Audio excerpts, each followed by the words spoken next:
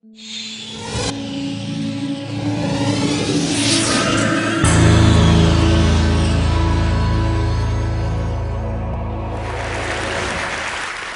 that two American friends are traveling together in Italy.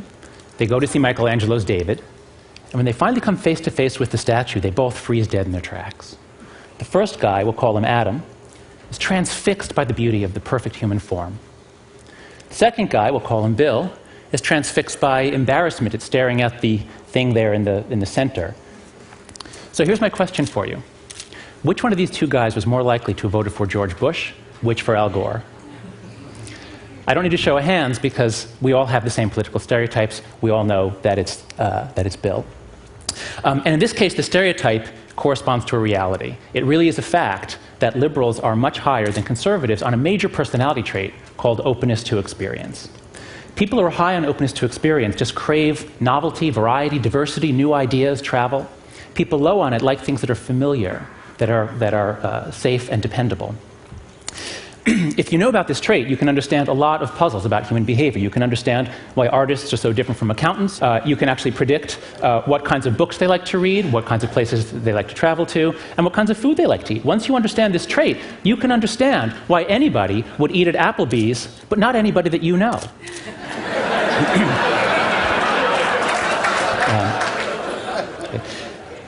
This trait also tells us a lot about politics. The main researcher of this trait, Robert McCrae, says that open individuals have an affinity for liberal, progressive, left-wing political views. They like a society which is open and changing. Whereas closed individuals prefer conservative, traditional, right-wing views. This trait also tells us a lot about the kinds of groups people join. So here's a description of a group I found on the web. What kinds of people would join a global community welcoming people from every discipline and culture who seek a deeper understanding of the world and who hope to turn that understanding into a better future for us all? This is from some guy named Ted.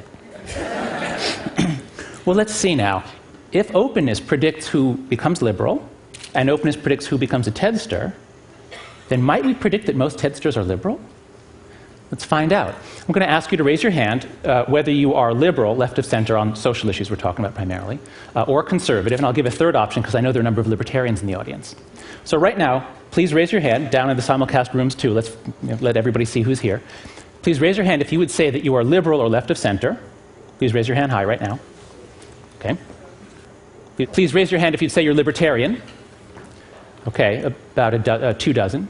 And please raise your hand if you'd say you are right of center or conservative. 1, 2, 3, 4, 5, about 8 or 10. Okay. This is a bit of a problem. Because if our goal is to understand the world, to seek a deeper understanding of the world, our general lack of moral diversity here is going to make it harder. Because when people all share values, when people all share morals, they become a team. And once you engage the psychology of teams, it shuts down open-minded thinking. When the liberal team loses, as it did in 2004 and as it almost did in 2000, we comfort ourselves. We try to explain why half of America voted for the other team. We think they must be blinded by religion or by simple stupidity.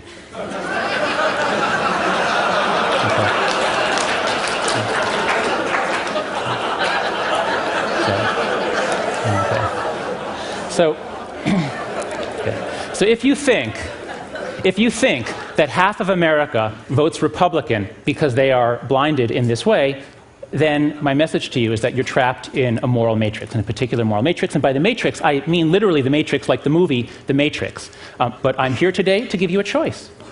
You can either take the blue pill and stick to your comforting delusions, or you can take the red pill, learn some moral psychology, and step outside the moral matrix. Now, because I know... Okay, I assume that answers my question. I was going to ask you which one you pick, but no need. You're all high in openness to experience, and besides, it looks like it might even taste good, and you're all epicures. So anyway, let's go with the red pill. Let's study some moral psychology and see where it takes us. Let's start at the beginning. What is morality, and where does it come from? The worst idea in all of psychology is the idea that the mind is a blank slate at birth. Developmental psychology has shown that kids come into the world already knowing so much about the physical and social worlds, and programmed to make it really easy for them to learn certain things and hard to learn others. The best definition of innateness I've ever seen, this just clarifies so many things for me, is from the brain scientist Gary Marcus. He says, the initial organization of the brain does not depend that much on experience. Nature provides a first draft, which experience then revises. Built-in doesn't mean unmalleable, it means organized in advance of experience. Okay, so what's on the first draft of the moral mind? To find out, my colleague Craig Joseph and I read through the literature on anthropology, on cultural variation and morality, and also on evolutionary psychology, looking for matches. What are the sorts of things that people talk about across disciplines, that you find across cultures, and even across species? We found five best matches, which we call the 5 foundations of morality. The first one is harm-care. We're all mammals here. We all have a lot of neural and hormonal programming that makes us really bond with others, care for others, feel compassion for others, especially the weak and vulnerable, gives us very strong feelings about those who cause harm. This moral foundation underlies about 70% of the moral statements I've heard here at TED. The second foundation is fairness, reciprocity. There's actually ambiguous evidence as to whether you find reciprocity in other animals, but the evidence for people could not be clearer. This Norman Rockwell painting is called The Golden Rule, and we heard about this from Karen Armstrong, of course, as the foundation of so many religions. That second foundation underlies the other 30% of the moral statements I've heard here at TED. Third foundation is in-group loyalty. You do find groups in the animal kingdom, you do find cooperative groups, but these groups are always either very small or they're all siblings. It's only among humans that you find very large groups of people who are able to cooperate, join together into groups, but in this case, groups that are united to fight other groups. This probably comes from our long history of tribal living, of tribal psychology. And this tribal psychology is so deeply pleasurable that even when we don't have tribes, we go ahead and make them because it's fun. Okay. Sports is to war as pornography is to sex. We get to exercise some ancient drives. The fourth foundation is authority respect. Here you see submissive gestures from two members of very closely related species. But authority in humans is not so closely based on power and brutality as it is in other primates. It's based on more voluntary deference and even elements of love at times. The fifth foundation is purity, sanctity. This painting is called The Allegory of Chastity. But purity is not just about suppressing female sexuality. It's about any kind of ideology, any kind of idea that tells you that you can attain virtue by controlling what you do with your body, by controlling what you put into your body. And while the political right may moralize sex much more, the political left is really doing a lot of it with food. Food is becoming extremely moralized nowadays. And a lot of it is ideas about purity, about what you're willing to touch or put into your body. I believe these are the 5 best candidates for what's written on the first draft of the moral mind. I think this is what we come with, at least a preparedness to learn all of these things. But as my son Max grows up in a liberal college town, how is this first draft going to get revised? And how will it end up being different from a kid born 60 miles south of us in Lynchburg, Virginia? To think about cultural variation, let's try a different metaphor. If there really are 5 systems at work in the mind, 5 sources of intuitions and emotions, then we can think of the moral mind as being like one of those audio equalizers that has 5 channels where you can set it to a different setting on every channel. And my colleagues Brian Nozick and Jesse Graham and I made a questionnaire, which we put up on the web at www.yourmorals.org. And so far, 30,000 people have taken this questionnaire, and you can too. Here are the results. Here are the results from about 23,000 American citizens. On the left, I've plotted the scores for liberals. On the right, those for conservatives. In the middle, the moderates. The blue line shows you people's responses on the average of all the harm questions. So as you see, people care about harm and care issues. They give high endorsement of these sorts of statements all across the board. But as you also see, liberals care about it a little more than conservatives. The line slopes down. Same story for fairness. But look at the other 3 lines. For liberals, the scores are very low. Liberals are basically saying, no, this is not morality. In-group authority, this stuff has nothing to do with morality, I reject it. But as people get more conservative, the values rise. We could say that liberals have a kind of a 2-channel or 2-foundation morality.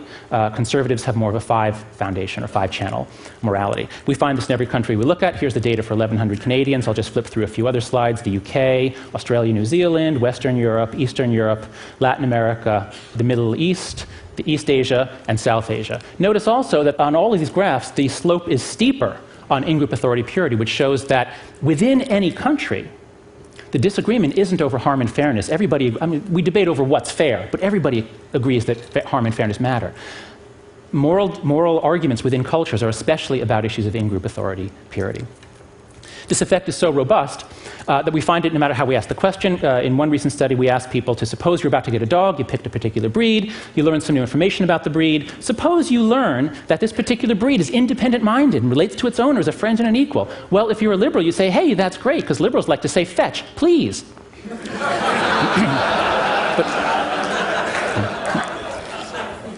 But if you're conservative, that's not so attractive. If you're conservative and you learn that a dog is extremely loyal to its home and family and doesn't warm up quickly to strangers, for conservative, well, loyalty is good. Dogs ought to be loyal. But to a liberal, it sounds like this dog is running for the Republican nomination. So you might say, okay, there are these differences between liberals and conservatives, but what makes those three other foundations moral? Aren't those just the foundations of xenophobia and authoritarianism and Puritanism? What makes them moral? The answer, I think, is contained in this incredible triptych from Hieronymus Bosch, The Garden of Earthly Delights. In the first panel, we see the moment of creation. All is ordered, all is beautiful, all the people and animals are doing what they're supposed to be doing, where they're supposed to be. But then, given the way of the world, things change. We get every person doing whatever he wants with every aperture of every other person and every other animal. Some of you might recognize this as the 60s.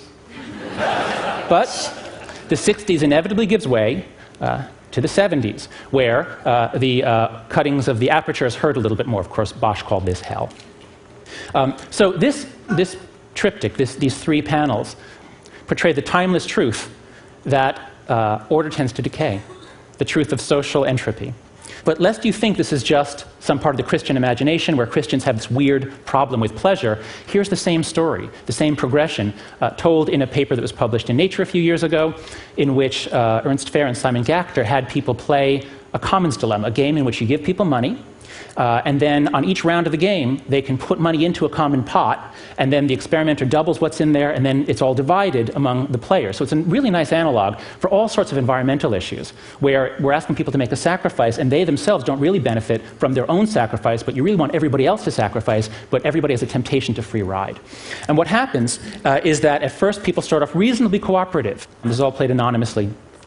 On the first round, people give about half of the money that they can, but they quickly see, you know what, other people aren't doing so much, so I don't want to be a sucker, I'm not going to cooperate, and so cooperation quickly decays from reasonably good down to close to zero. But then, and here's the trick, Fehr and Gachter said on the 7th round, they told people, you know what, new rule, if you want to give some of your own money to punish people who aren't contributing, you can do that.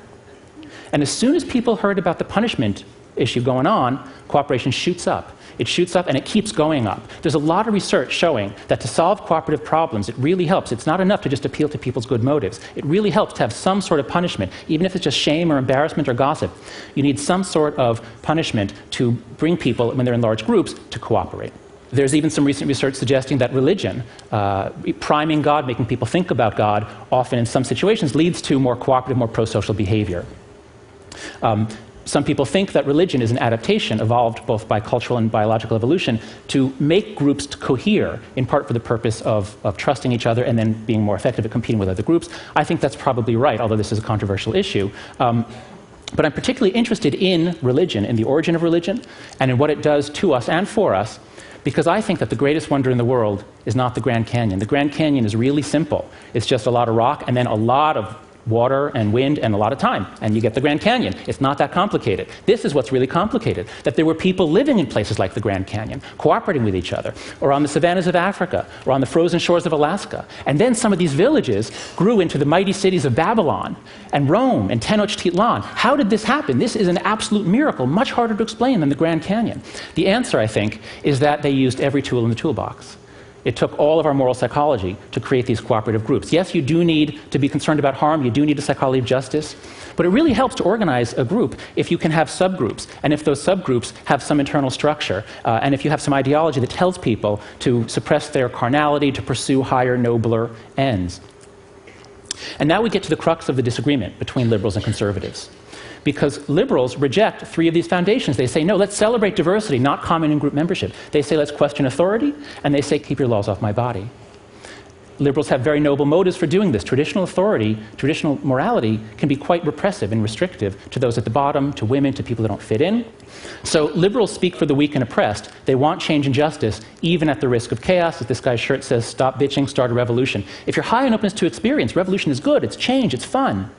Conservatives, on the other hand, speak for institutions and traditions. They want order, even at some cost, to those at the bottom.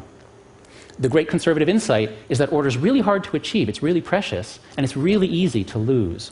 So, as Edmund Burke said, the restraints on men, as well as their liberties, are to be reckoned among their rights. This was after the chaos of the French Revolution.